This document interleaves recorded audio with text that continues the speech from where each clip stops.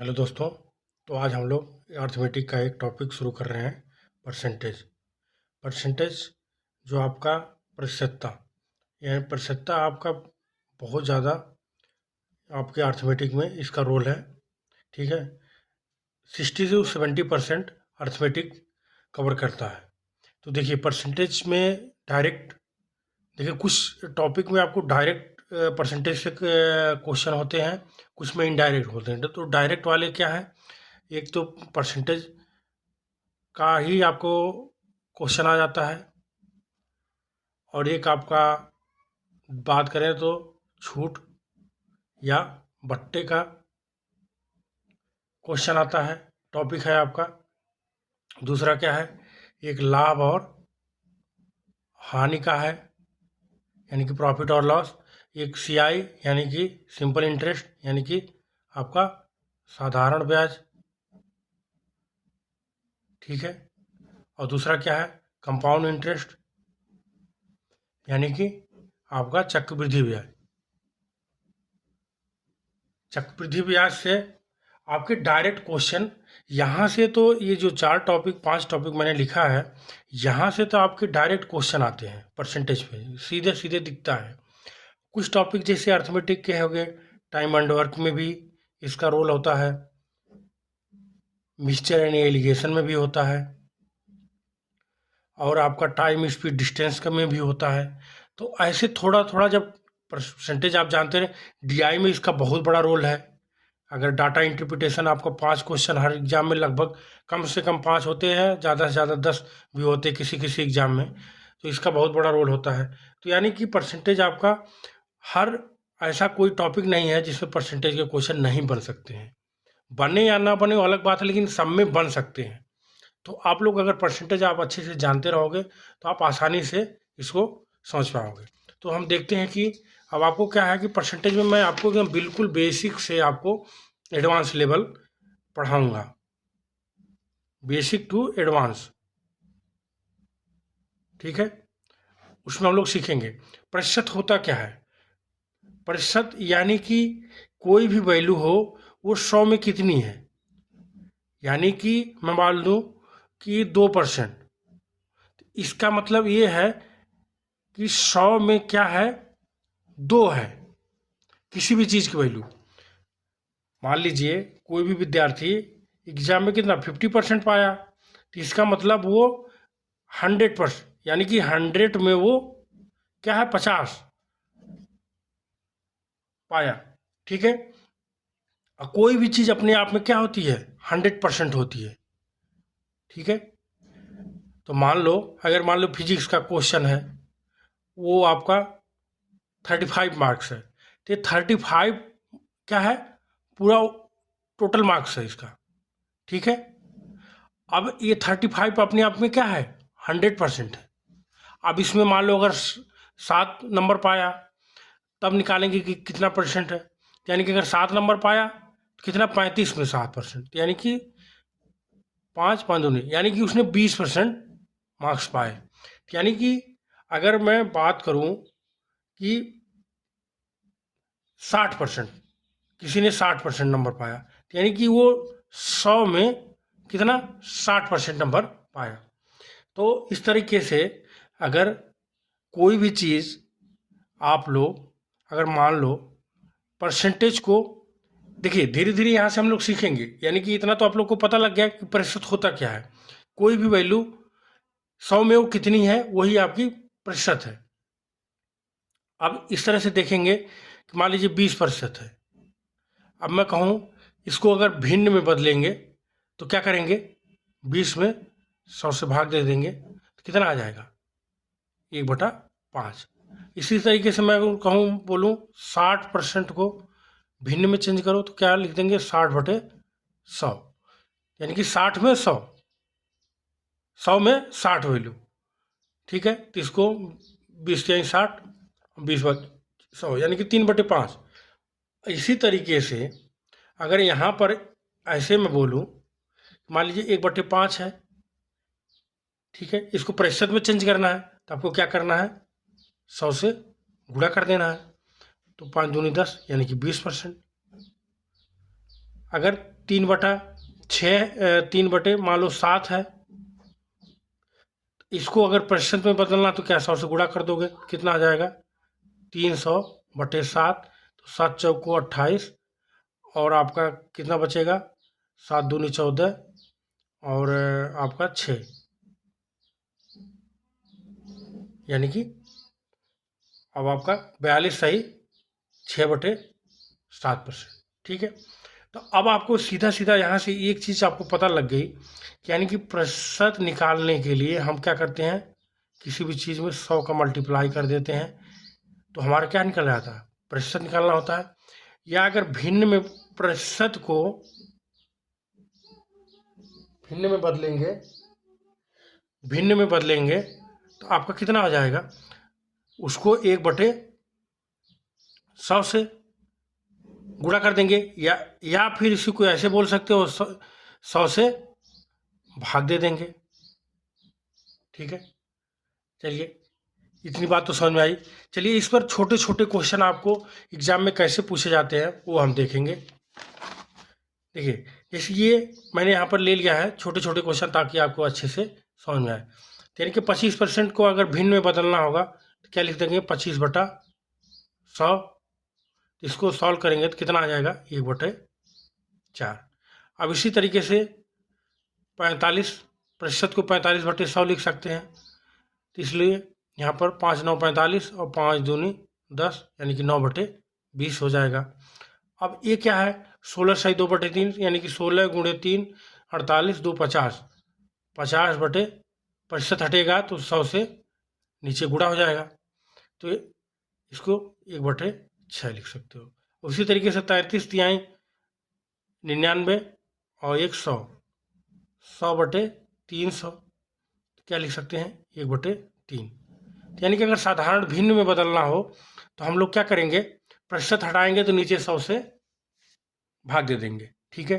अब उसी तरीके से 1/4 को अगर मैं प्रतिशत में चेंज करूं तो क्या कर देना, मैंने आप लोगों को सिखाया था कि 100 से गुणा कर देंगे तो क्या हो गया 4 दूनी 8 4 5 20 25%। यहाँ पर अगर 100 से गुणा करोगे तो 5 दूनी 10 और 2 दूनी 4 यानी कि 40%।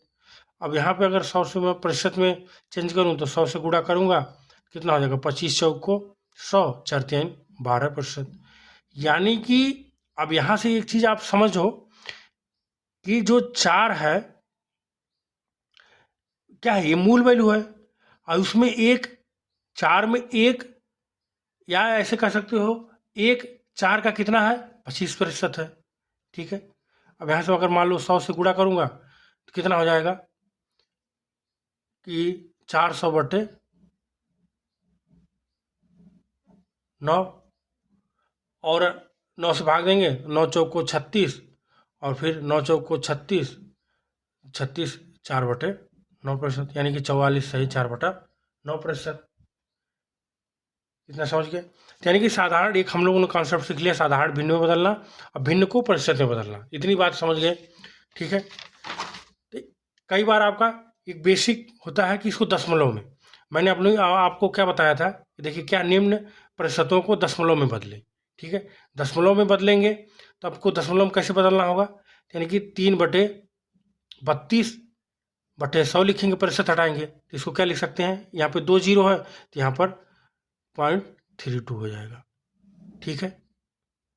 और 40% को क्या लिख सकते हैं 40/100 तो इसको क्या लिख सकते हैं 0.4 लिख सकते हैं। ठीक है, दशमलव में। उसी तरीके से 72.5/100 है, क्या हो जाएगा 0.72 ये आ जाएगा। और इसी तरीके से क्या हो जाएगा 8 दूनी 16 कितना 17/2 और प्रतिशत हटाएंगे तो 200 गुणा हो जाएगा, कितना हो जाएगा 8 दूनी 16 और यहाँ से इसको सॉल्व करेंगे तो कितना हो जाएगा 8.5/100 तो क्या हो जाएगा 00 लगा देंगे, यहाँ से एक है एक और यानी कि 0.85। ठीक है। अब देखिए अब आपको मैंने क्या सिखा दिया, परसेंटेज से भिन्न में, भिन्न से परसेंटेज में, और क्या है आपको परसेंटेज से दशमलव में, पॉइंट में। ठीक है, इतनी चीज़ें आप लोगों ने सीख लिया। ठीक है, अब हम लोग आगे क्या सीखेंगे, यानी कि देखिए अब हम लोग छोटा छोटा क्वेश्चन परसेंटेज का देखेंगे। यानी कि 0.01 0.1 का कितना प्रतिशत है। यानी कि जब किसी का पूछें आपका क्या 0.01 0.1 का, यानी कि 100 में वैल्यू पूछ रहा है, तो यानी कि यहाँ से क्या अगर डबल जीरो से हो जाएगा तो पॉइंट हट जाएगा, 0.1 है। अब इधर से मैं 10 से गुणा कर दूँ, इधर भी 10 से गुणा कर दूँ, कितना हो जाएगा 10%। ठीक है, क्योंकि ये पॉइंट हटाने के लिए मैंने 10 से गुणा किया और यहाँ पर 10, ये 100 का गुणा दोनों में हो जाएगा। ठीक है, चलिए आगे देखते हैं। अब क्या कह रहा है कि 32 80 का कितना प्रतिशत है। यानी कि यहाँ पर लिखेंगे 32 किसका 80 का गुणे 100, यानी कि 16 दूनी 32, 16 5 80 और 5 दूनी 10, यानी कि 40%। समझ गए। उसी तरीके से बोल रहा है कि 4/5 2/3 का कितना प्रतिशत है। अब आपको मैं एक बात बता दूं कि A/B C/D, तो इसको सॉल्व करेंगे तो पहला क्या होता है, पहला गुणे चौथा पद बटे दूसरा गुणे तीसरा पद, यानी कि B और C। ये आपका कॉन्सेप्ट होता है। इसी कॉन्सेप्ट में 4/3 5/2 गुणे 10, यानी कि 5 दूनी 10, तो ये कट जाएगा और 4 3 12, यानी कि 120% होगा। ठीक है, यानी कि कोई भी वैल्यू, यानी कि देखिए मैंने दो छोटे से 2-3 क्वेश्चन आपको लेके बता दिया। इसी तरीके से आपको क्या करना है कि आपको एग्जाम में जो भी आए हुए क्वेश्चन है आपके प्रैक्टिस सेट में हो या बुक होगी प्रैक्टिस सेट, उसको लगाएंगे और समझेंगे। ठीक है, देखिए कई बार आज के लेटेस्ट एग्जाम जो ईपीपी या सीपीएसआई या ऐसे क्वेश्चन हैं, उसमें इस तरह के क्वेश्चन पूछ देते हैं। यदि ए का 80%, बी के 50% है तो बी ए का कितना प्रतिशत है। यानी कि इसको ए का 80%, यानी कि 80/100 बराबर बी के 50/100, आपस में क्या है बराबर है, तो यानी कि ये 00 से यहाँ से, तो यानी कि इसको इस तरह भी लिख सकते हो 8A बराबर 5B। तो एक कॉन्सेप्ट मैं आप लोगों को सिखा रहा हूँ, AX बराबर अगर BY है तो X/Y B/A, इसको लिख सकते हैं AX का मान B होगा तो Y का मान A होगा। ठीक है, ये चीज़ आपको समझ के इसी हिसाब से इसको करना। अगर 8A है तो मैं A/B करूं तो आप क्या लिख सकते हो 5/8, यानी A का मान कितना है 5 हो गया, तो B का मान तब कितना होगा 8 होगा। अब क्या पूछ रहा B, A का कितना प्रतिशत, यानी कि 8 5 का गुणे 100, 5 दूनी 10, यानी कि 8 दूनी 16, यानी कितना परसेंट 160%। ठीक है, समझ गए।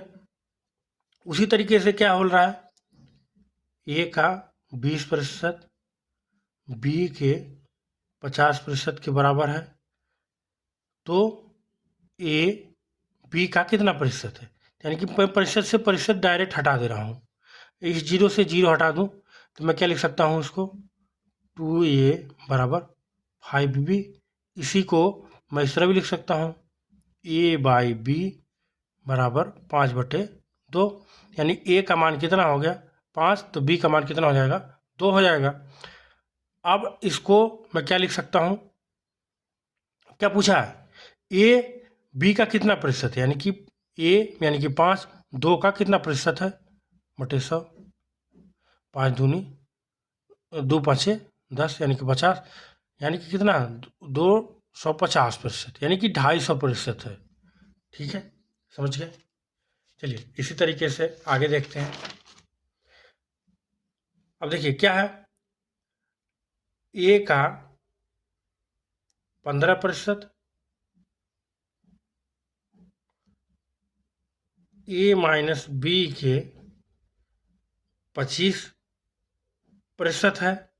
तो ए बी का पिन, यानी कि प्रतिशत से प्रतिशत डायरेक्ट हटा देंगे, और 5 या 15 और 5 5 25, यानी कि इसको ऐसे भी सॉल्व कर सकते हैं कि 3a बराबर 5a माइनस का 5b, और ए को मैं इधर निकाल ले जाऊं तो कितना हो जाएगा 2a बराबर 5b, ये भी माइनस हो जाएगा, ये भी माइनस माइनस माइनस कट जाएगा, ये बाई बी बराबर कितना हो जाएगा 5/2।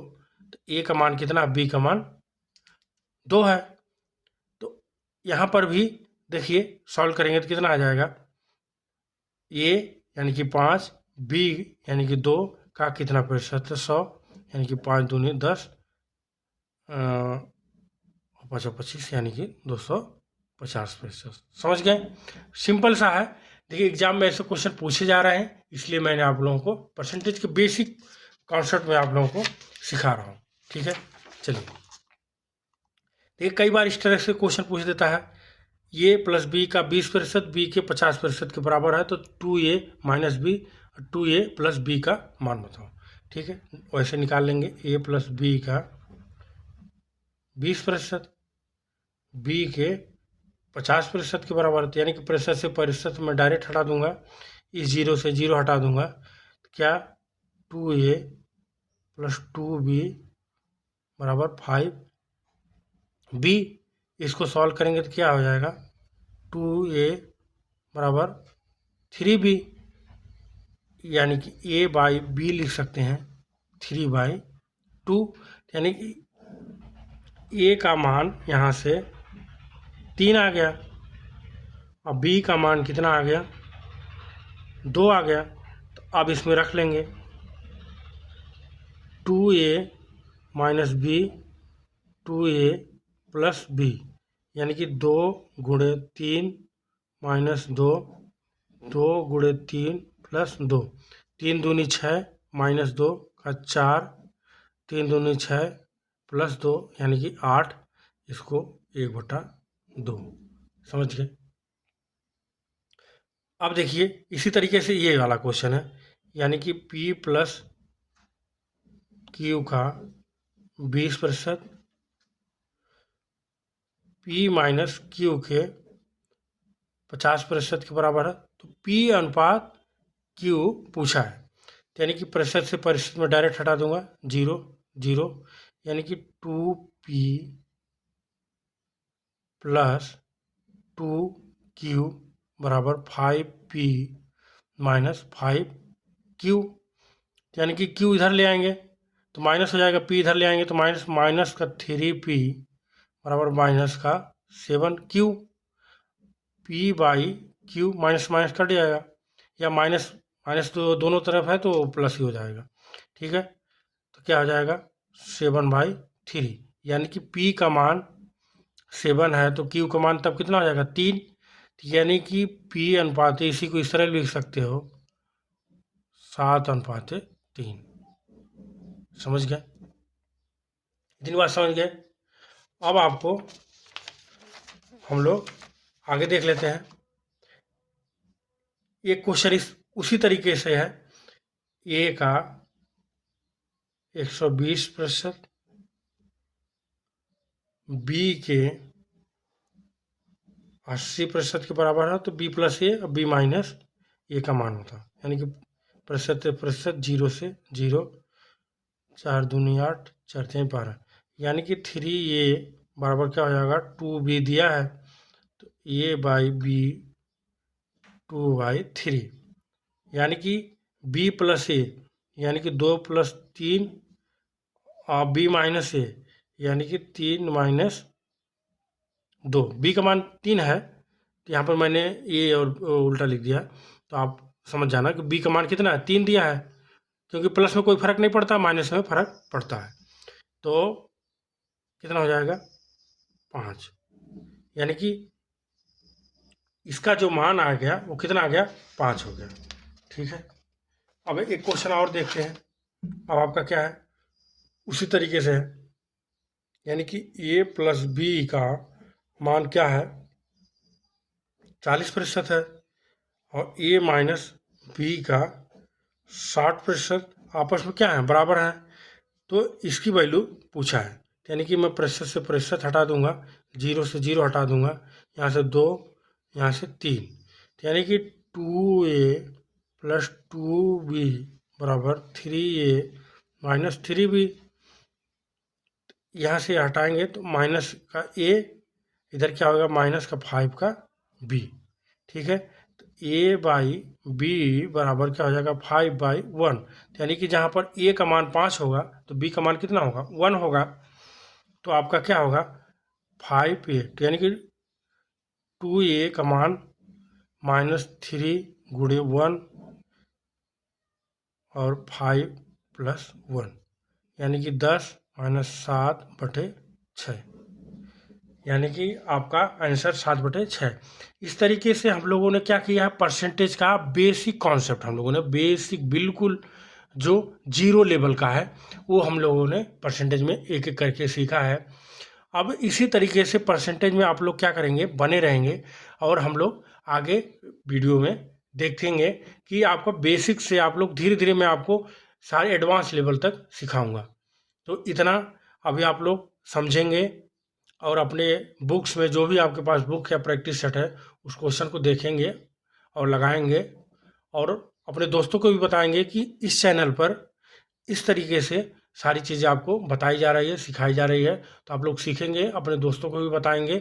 अगर आप फेसबुक पे देख रहे हो तो मेरे पेज को दिलशेर मैथ्स, उसको आप लोग क्या करना है, पेज को फॉलो करना है। अगर आप यूट्यूब पे देख रहे हो तो मेरे चैनल को दिलशेर मैथ्स को आप लोग क्या करना है, सब्सक्राइब करना है, और अपने दोस्तों को भी क्या करना है, बताना है कि इस चैनल पे इस तरीके से चीज़ें बताई जा रही है, सिखाई जा रही है आप लोगों को, तो आप लोग सीखेंगे। और अगली वीडियो में हम लोग इससे थोड़ा सा और आगे कैसे सीखेंगे वो सब हम लोग अगली वीडियो में देखेंगे। चलिए आज के लिए इतना ही, धन्यवाद दोस्तों।